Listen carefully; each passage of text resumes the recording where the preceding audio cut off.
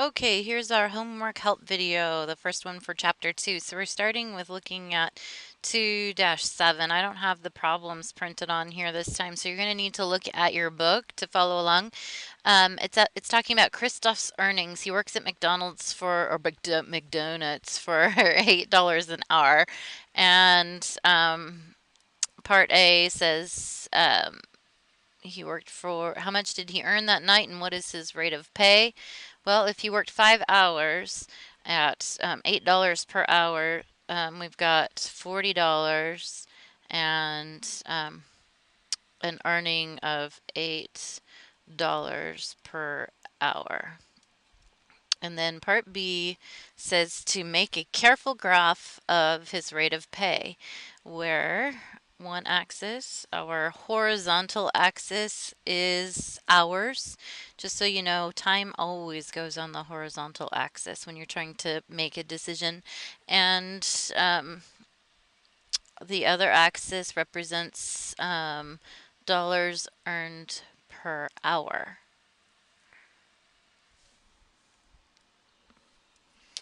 All right, he makes a constant rate per hour. It's always $8 per hour, so I'm just going to mark that right there.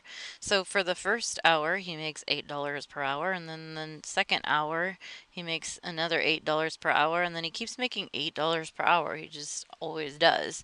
So 1 hour, 2 hours, 3, 4, and 5, he makes that constantly. So there's the graph. His number of dollars per hour doesn't change.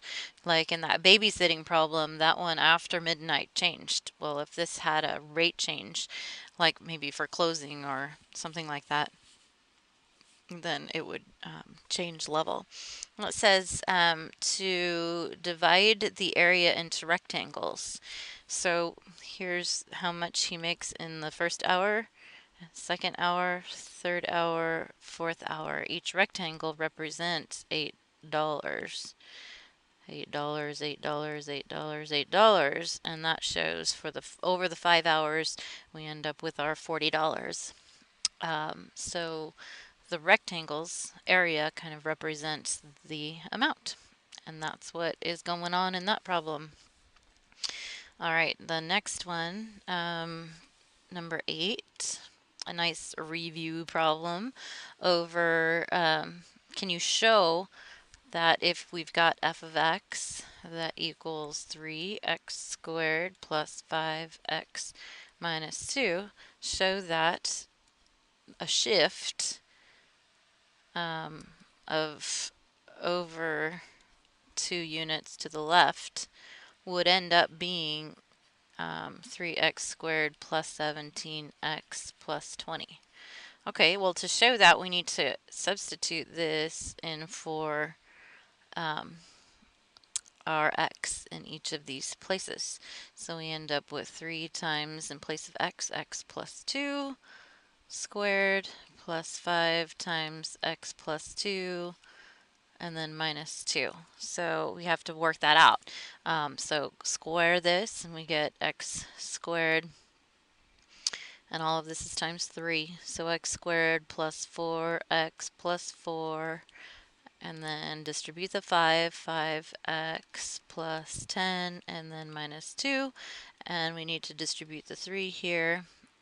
3x squared plus 12x plus 12 plus 5x plus 10 minus 2. And combine like terms, we end up with 3x plus 17x plus 20.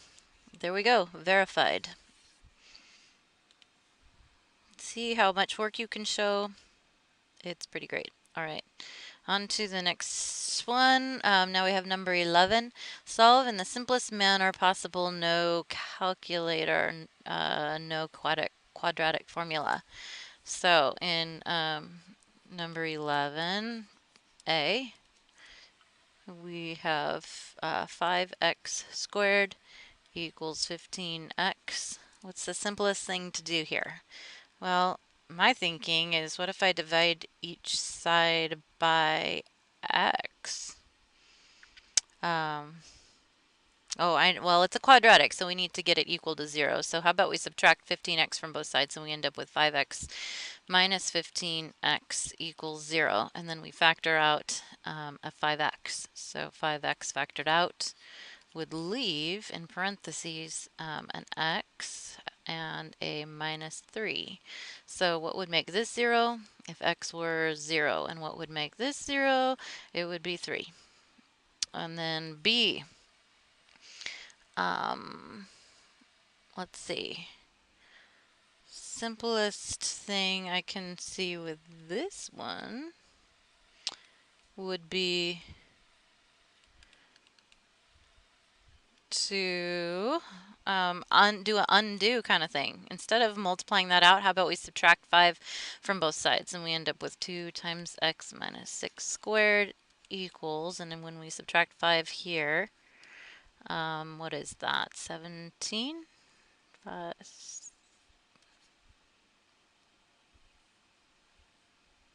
18. Yeah. And then we divide both sides by 2.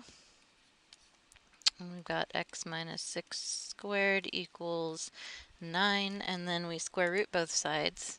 Okay, now when we do this, we end up with a plus or minus 3. When you square root, you got a positive or negative, and then add 6 to each of those. So x ends up being positive 3 plus 6, which is 9, or negative 3 plus 6, which is 3. And there we are. Okay, simplifying each of those. Okay, on number 12, let's check out A. We've got 81 to the power of negative 3/4. Okay, so what are we going to do with this? Well, the negative indicates that we need to do the reciprocals. So we can change this to 1 over 81 to the 3/4 power. That would be a good first step. Now let's deal with the 3/4. Well, what's better, make it bigger and then smaller, or smaller and then bigger?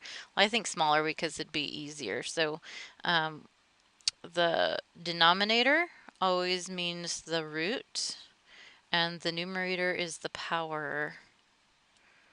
So we're going to end up with 1 over, we're going to do the 4th root of 81, and then take that result and raise it to the power of 3. So let's see, the 4th root of 81 is 3. And then we end up with 3 to the power of 3, which ends up being 27. So it's 1 over 27 in the end.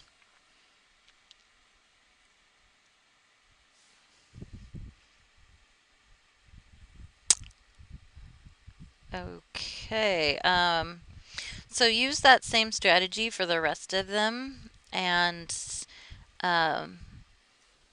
because I'm not going to demonstrate those. Do B and C and D, please, on your own. I will be looking at your assignments to see if you've done them. All right, number 13, we've got 2 points, A and B.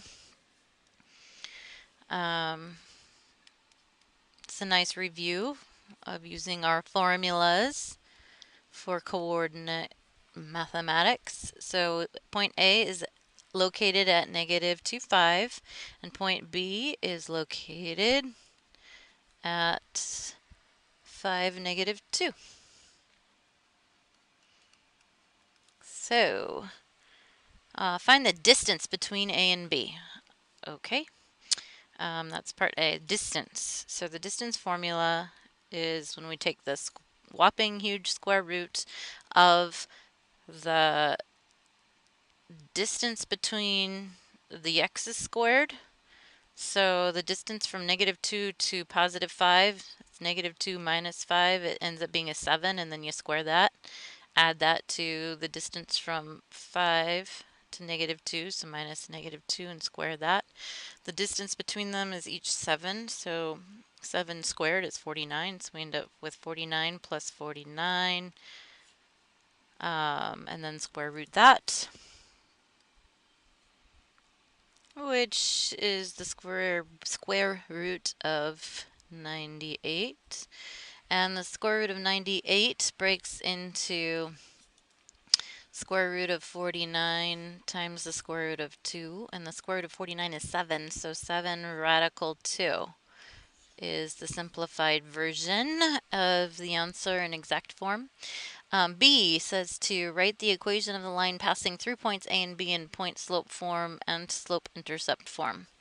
So the line passing through those, we need two things. We need the slope and, well, pretty much the slope, and then, so let's find the slope. The slope ends up being, about we do negative 2 minus 5 over 5 minus negative 2, and we end up with a negative 7 over a positive 7, so our slope is negative 1. And if we plug that and using one of the 2 points into the slope formula or point slope, let's select this one. Let's use that one. So y minus the y from the point 5 equals our slope times x minus the x from the point minus a negative 2 makes that plus 2. And then that's point slope form. It says also to use slope intercept form. So to do that, we need to distribute and rearrange. So we end up with y equals negative x minus 2, and then add 5 to both sides, plus 5. And our final results, y is equal to negative x plus 3 in the slope intercept form. So we're all set there. All right, and then our last problem is number 14. That's a really good review problem for how to use the special angles. I am not going to go over that. I need you to figure those out on your own, and I will check to see that you've done that. Okay, that's it.